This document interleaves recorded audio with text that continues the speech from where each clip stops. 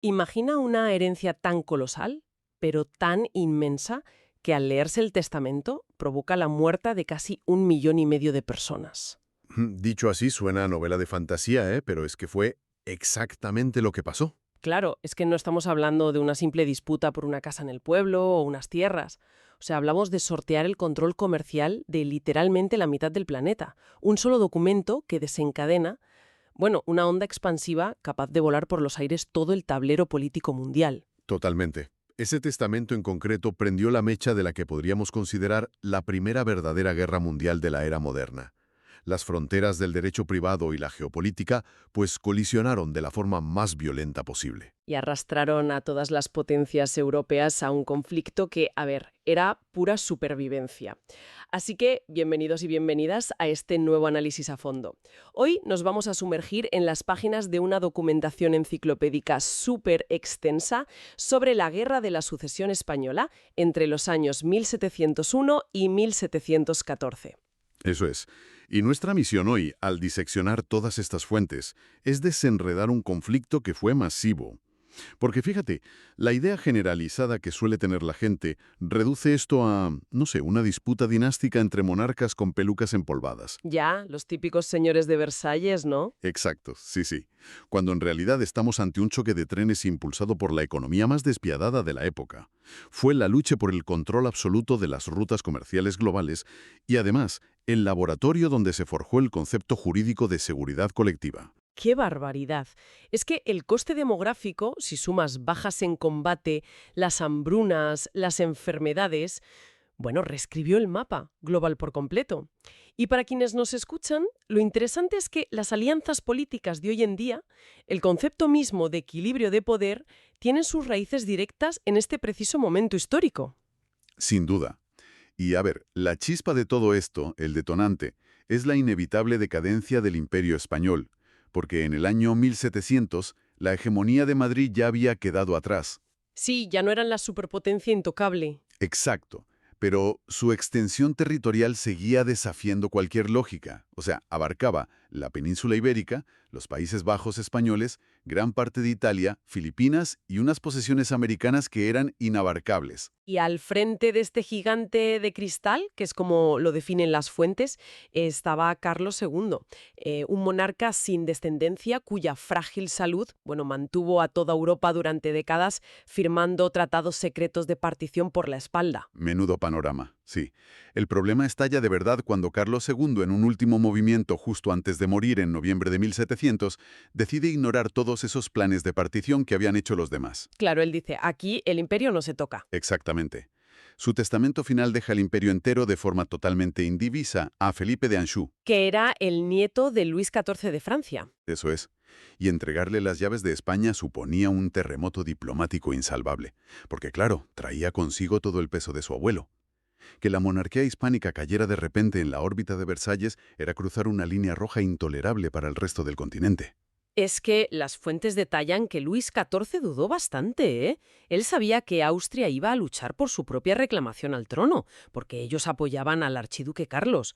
Pero al final, bueno, el rey francés aceptó la herencia y esto desencadenó el pánico absoluto. Un pánico justificado, si lo piensas. Totalmente. A ver, para que nos hagamos una idea, con una analogía un poco más actual. Esto es como observar una gigantesca fusión corporativa moderna que hace saltar por los aires todas las alarmas antimonopolio. Me gusta esa comparación, sí. Con aplastar al resto del mercado. Para Inglaterra, para la República Holandesa y para el Sacro Imperio Romano Germánico, la intervención militar forzosa, entrar a dividir los activos, era la única vía para evitar que se los comieran vivos. Es que es tal cual, ¿eh?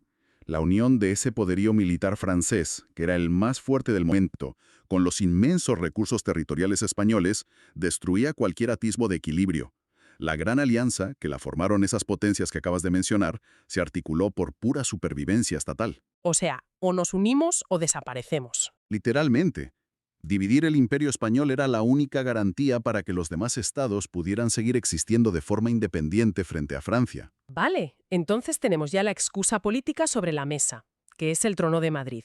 Pero fíjate, al cruzar los datos económicos de los documentos, me he quedado alucinada porque el verdadero motor de esta guerra no llevaba una corona en la cabeza. viajaba en las bodegas de los galeones. Ah, claro, la plata. El mercantilismo, que era la teoría económica dominante de la época, lo condicionaba todo, absolutamente todo. El mercantilismo dictaba que la riqueza mundial era como un pastel estático, ¿no? Eso es. No existía el concepto de crecimiento económico continuo que tenemos hoy. Matemáticamente, o sea, en su cabeza, para que una nación aumentara su prosperidad, por fuerza tenía que arrebatarse la otra. No había más. O sea, si yo quiero un trozo más grande del pastel, te lo tengo que quitar a ti. Exacto. Y bajo ese prisma, el mercado más codiciado de todo el planeta eran las colonias españolas en América. Las minas de plata representaban, digamos, la liquidez que movía todo el comercio global. Pero aquí surge una paradoja brutal en los registros, ¿eh? Porque el Imperio Español, sobre el papel, estaba en bancarrota crónica. Su armada, ojo al dato, apenas contaba con 20 barcos operativos y la guarnición en la península no superaba los 15.000 soldados. Una miseria para un imperio mundial, sí. Una miseria total. Pero al mismo tiempo, entre 1670 y el año 1700, justo en la víspera de la guerra, las importaciones de plata americana alcanzaron su punto máximo histórico. O sea, resulta súper contraintuitivo que la entidad que extrae más plata del mundo no tenga dinero ni para pagar a sus propias tropas. Ya, es que la mecánica del flujo de capitales te explica perfectamente esa contradicción. A ver, la plata americana llegaba, tocaba el puerto de Sevilla o el de Cádiz y automáticamente salía disparada para saldar unas deudas soberanas astronómicas. Se les iba por el sumidero. Tal cual.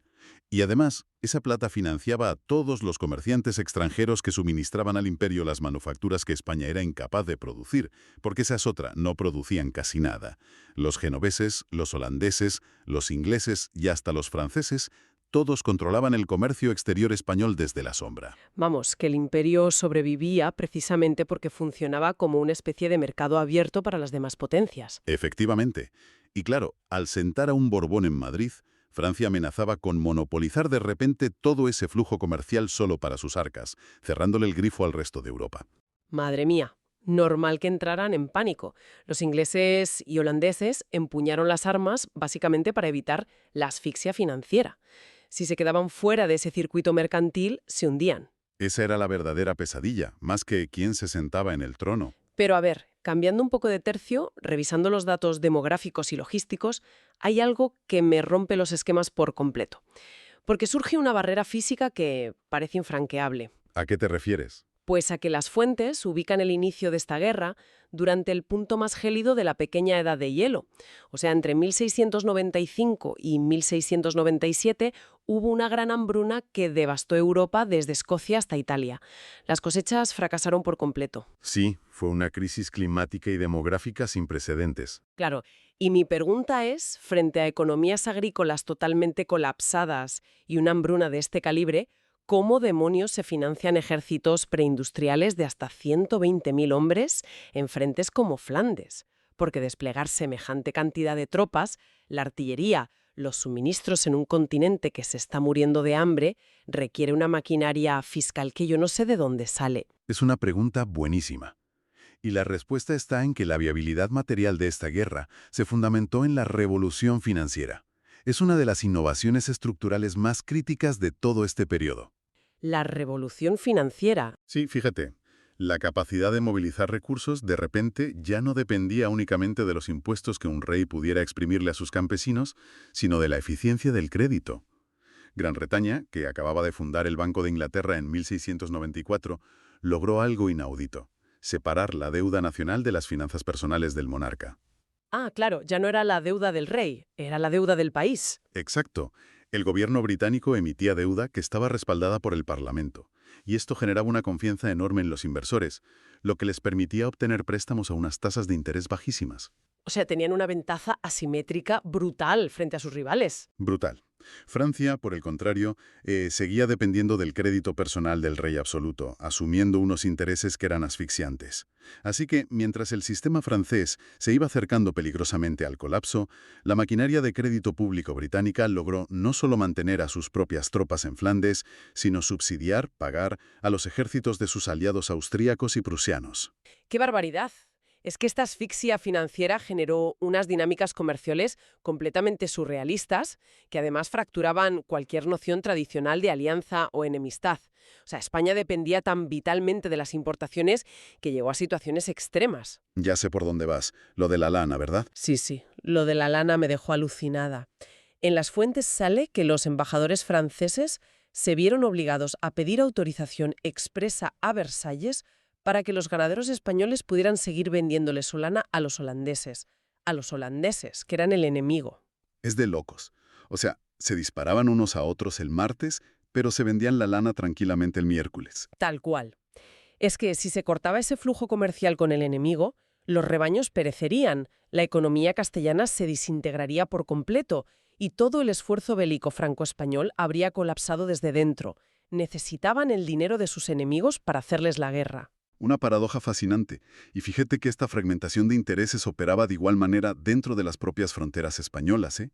Porque el imperio no actuó ni de broma como un bloque monolítico frente a este problema de la sucesión. Claro, porque la monarquía de los Habsburgo no era un país moderno, era un agregado de coronas, cada una con unas arquitecturas legales súper divergentes. Exacto. Y ahí vemos cómo la élite de la corona de Castilla se alineó de forma masiva con el nuevo monarca francés, con Felipe V. Ellos vislumbraban en ese modelo centralista de Versalles una herramienta perfecta para modernizar y sobre todo cohesionar la administración imperial, que buena falta le hacía. Pero claro, la corona de Aragón, que incluía territorios como Cataluña, Valencia, Aragón y Baleares, tomó el camino exactamente inverso y respaldó al archiduque Carlos. Sí, porque su alineación con el candidato austríaco respondía a un instinto básico de conservación institucional. A ver, ellos temían, y con mucha razón, que el absolutismo francés entrara y erradicara sus fueros y toda su tradicional autonomía legislativa y fiscal. O sea, la ironía histórica salta a la vista. El núcleo más devoto a la idea de un imperio español fuerte y unificado, que era Castilla, sustentaba al candidato extranjero francés, mientras que los defensores del particularismo regional depositaban sus esperanzas en el heredero del imperio austriaco. Es una guerra civil en toda regla, pero enraizada en modelos de Estado diametralmente opuestos. Y todo ello superpuesto sobre un conflicto global enorme. Es que menudo encaje de bolillos. Y encima, a nivel internacional, cada participante operaba bajo una agenda estrictamente unilateral, porque aquí nadie era fiel a nadie. Por ejemplo, el duque de Saboya y Pedro II de Portugal ilustran perfectamente este pragmatismo tan frío. Sí, esos dos son el mejor ejemplo. Ambos iniciaron la contienda cómodamente en la órbita franco-española. Claro, parecían aliados fieles. Parecían, pero en cuanto constataron el poderío naval anglo-holandés bloqueando todo el Mediterráneo y las rutas atlánticas, pues hicieron cuentas, recalcularon sus intereses y se integraron en la Gran Alianza sin despeinarse. A cambio, claro, de promesas de expansión territorial. Es que incluso dentro de la mismísima Gran Alianza, los objetivos bélicos eran súper dispares. Los austriacos priorizaron sistemáticamente ocupar el Milanesado y Nápoles para blindar su flanco sur y dejaron la campaña ibérica del archiduque Carlos totalmente en un segundo plano. A Austria le importaba Italia. España le daba un poco igual en el fondo. Y la República Holandesa, por su parte, volcaba sus ya escasos recursos en consolidar lo que llamaban la barrera. La barrera. Sí, una cadena continua de fortificaciones en los Países Bajos, para establecer de una vez por todas un escudo físico definitivo contra la expansión francesa.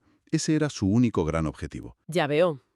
Y claro, Gran Bretaña, que es la más lista de la clase, aprovechó esa dispersión de objetivos para instrumentalizar todo el conflicto a su favor. Ellos utilizaron el desgaste continental de sus aliados para desplegar su armada con un solo fin: capturar enclaves geoestratégicos vitales para el control marítimo. Exacto. O sea, las operaciones navales británicas para asegurar Gibraltar y Menorca no buscaban facilitar que el archiduque Carlos entrara triunfalmente en Madrid ni de lejos. Buscaban asegurar el control del paso mediterráneo a perpetuidad para sus barcos. Y esa ambición comercial británica, además, trasladó los combates muchísimo más allá de Europa. En las colonias norteamericanas, el conflicto detonó lo que se conoce como la Guerra de la Reina Ana. Desde expediciones contra San Agustín, en Florida, asedios en Acadia, en Quebec, las potencias buscaban diezmar la capacidad mercantil del rival directamente en el origen de los recursos. Y por eso mismo la guerra se dilató durante más de una década.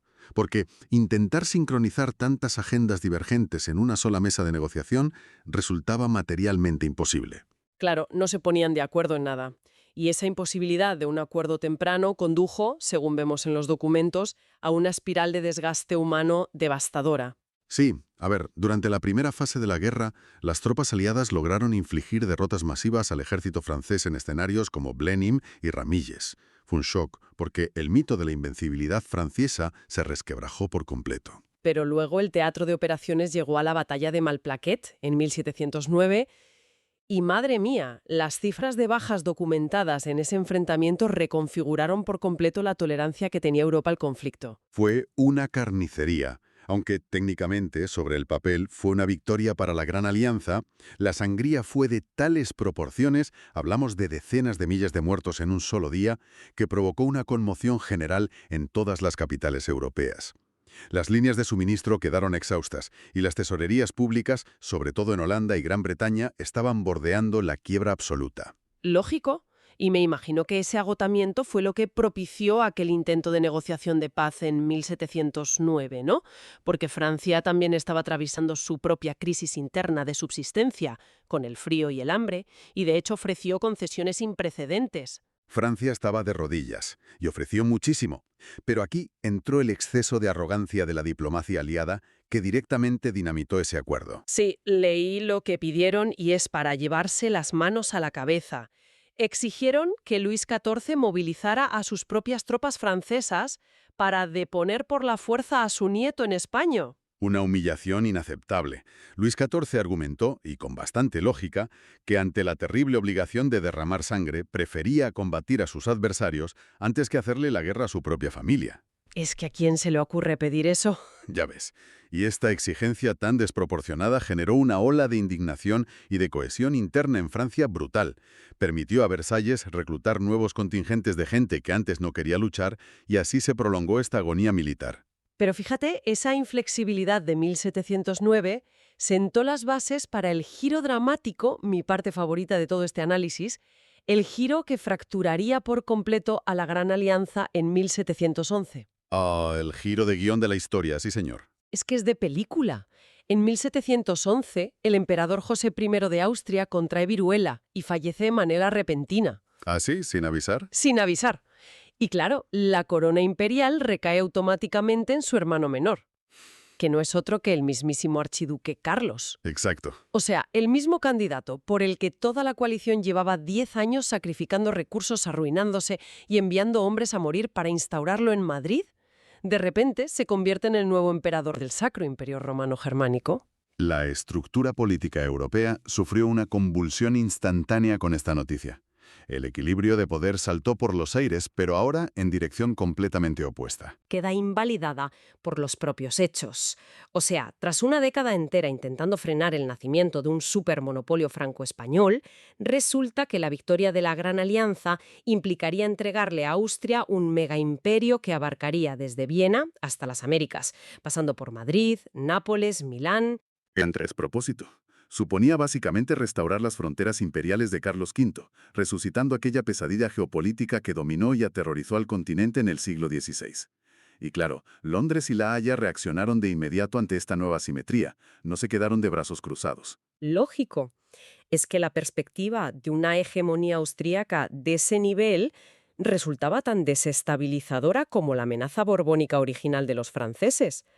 El pilar fundamental de la guerra, que era evitar la concentración absoluta de poder, exigía ahora frenar en seco el avance de su propio candidato. Totalmente. Supongo que con esta alteración tan radical de los incentivos, la arquitectura financiera de la alianza se tuvo que hundir en cuestión de semanas. Y tanto. De hecho, el gobierno británico experimentó un cambio político rapidísimo, dando entrada a la facción Tory, que era mucho más partidaria de la paz, y cesaron de golpe toda la financiación de las tropas continentales. Les cortaron el grifo. Y de espaldas a Viena y a La Haya, los británicos iniciaron canales de negociación secretos directamente con Francia para liquidar el conflicto bajo sus propias condiciones, claro. O sea, los dejaron tirados. Literalmente. Y esas negociaciones bilaterales secretas sentaron las bases para los famosos tratados de Utrecht, Rastatt y Baden, firmados entre 1713 y 1714. El cese de hostilidades no se alcanzó mediante una victoria militar aplastante de aniquilación en el campo de batalla, sino mediante una ingeniería diplomática fría, calculada y puramente pragmática destinada a trocear y repartir el pastel, que era el Imperio español. Y el mapa resultante, desde luego, define toda la distribución de poder del siglo XVIII. Felipe V asegura su permanencia en el trono de Madrid y retiene el control sobre las vastísimas colonias americanas, eso sí, pero se ve obligado a renunciar de forma oficial y formal a cualquier derecho sucesorio sobre la corona francesa, lo que garantiza la separación permanente de las dos monarquías. Eso es. Mientras tanto, el recién coronado emperador Carlos VI de Austria, el antiguo archiduque, pues consolida su dominio sobre las antiguas dependencias europeas de España. El milanesado, Nápoles, Cerdeña y los Países Bajos españoles pasan a la soberanía austriaca, estableciendo a Viena como la potencia rectora en Italia y Flandes durante el siglo y medio posterior. Bueno, y la República Holandesa obtiene por fin las guarniciones fronterizas de su tan anhelada barrera defensiva, aunque las fuentes dejan clarísimo que fue una victoria táctica bastante pírrica. Pírrica es decir poco, sí. Claro, porque la colosal carga fiscal de esta guerra socavó toda su viabilidad financiera, apartándolos definitivamente de la primera línea de las grandes potencias navales. Se arruinaron. Y el vacío que dejaron fue ocupado de forma totalmente inapelable por Gran Bretaña. Gran Bretaña fue la gran ganadora de este conflicto, sin dudarlo. Retienen plazas estratégicas, críticas, como Menorca y Gibraltar, que aún hoy en día sigue trayendo cola, pero las verdaderas conquistas, lo que de verdad les importaba, son los tratados comerciales exclusivos que le extraen de forma forzosa a la monarquía española. Ahí le has dado. Y entre todos ellos, el llamado asiento de negros destaca como la concesión más transformadora a nivel económico. Gran Bretaña adquiere, de repente, el monopolio legal sobre el tráfico de personas esclavizadas hacia toda la América española durante 3 décadas. ¡Qué brutalidad! Y el impacto geoestratégico de este asiento iba muchísimo más allá de los horribles beneficios inmediatos de la venta de mano de obra esclava.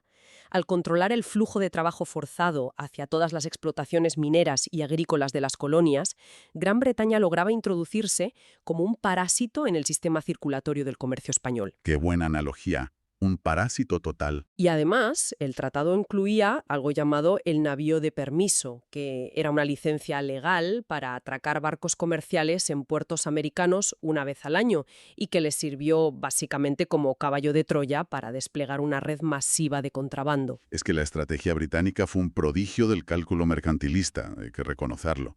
Aprovecharon todo el conflicto terrestre para que Francia, Holanda y Austria se desgastaran militar y financieramente pegándose en el continente, mientras su armada y su diplomacia aseguraban de forma silenciosa el control de todas las arterias del comercio global. Maestros de la geopolítica. Ahora, a nivel territorial interno, España también experimenta una reconfiguración estructural masiva mediante los decretos de nueva planta. Al abolir las leyes e instituciones forales de la Corona de Aragón, por haber apoyado al bando perdedor, se impone un sistema centralizado de administración desde Madrid, sentando las bases de la organización territorial moderna del Estado español. Sí, un cambio interno radical. Pero fíjate, más allá de los cambios fronterizos, yo como historiador te diría que el legado más profundo de Utrecht reside en su grandísima innovación jurídica. ¿Te refieres a lo del artículo 2? Exactamente. El artículo 2 del tratado consagra por primera vez, de manera totalmente explícita en el derecho internacional, el principio de que ninguna entidad debe concentrar poder suficiente como para representar un peligro a la seguridad general de Europa. O sea, estamos viendo el nacimiento formal de la seguridad colectiva y del equilibrio de poder como una doctrina que está por encima de los derechos dinásticos de cualquier rey. Las coronas quedaban supeditadas a la estabilidad del sistema internacional. Eso es. Hemos analizado un proceso alucinante que comienza con un testamento disputado por un rey moribundo y que culmina con la redistribución global de todos los polos comerciales. El declive definitivo de los Habsburgos en la península, la contención del expansionismo francés, la reordenación del mapa de Italia y la ascensión meteórica de Gran Bretaña como potencia marítima indiscutible. Y para quienes nos escuchan, creo que es vital recordar que las premisas sobre las que operan hoy en día las relaciones internacionales hunden sus raíces directamente en el barro de campos de batalla como Malplaquet, O sea, la arquitectura diplomática contemporánea diseñaba para evitar el monopolio económico o militar de una sola nación. Es el producto directo del 1,5 millones de vidas que se consumieron en esta guerra. Para reflexionar, desde luego. Y fíjate, observando el panorama completo al final del análisis y considerando ese colapso constante que sufrían las arcas castellanas, del que hablábamos antes, me aflora una última paradoja leyendo las fuentes que quiero compartir. A ver, cuéntame. Durante siglos, sostener las famosas guarniciones de los tercios en Flandes y en Italia exigió un trasvase continuo de toda la plata americana, desangrando la economía interna peninsular en conflictos que parecían interminables y que no aportaban nada. Si era un sumidero de dinero infinito. Pues bien, al ser despojada de todo su imperio europeo en Utrecht, España perdió mucho prestigio territorial, eso es innegable, pero a la vez se libró de un agujero negro financiero que era inasumible. Anda, qué punto de vista más interesante. Claro, es posible argumentar que al ceder esos territorios europeos tan problemáticos y concentrarse únicamente en la rentabilidad de las colonias americanas, la monarquía obtuvo un beneficio estructural muchísimo mayor perdiendo sus posesiones europeas en la guerra que si hubiera logrado conservarlas. O sea, ganar perdiendo. Exacto. Un giro analítico sobre la naturaleza de la derrota que creo que es ideal para que nuestra audiencia siga diseccionando y dándole vueltas a los mecanismos de la historia por su cuenta. Muchísimas gracias por acompañarnos en este viaje y nos vemos en el próximo análisis a fondo.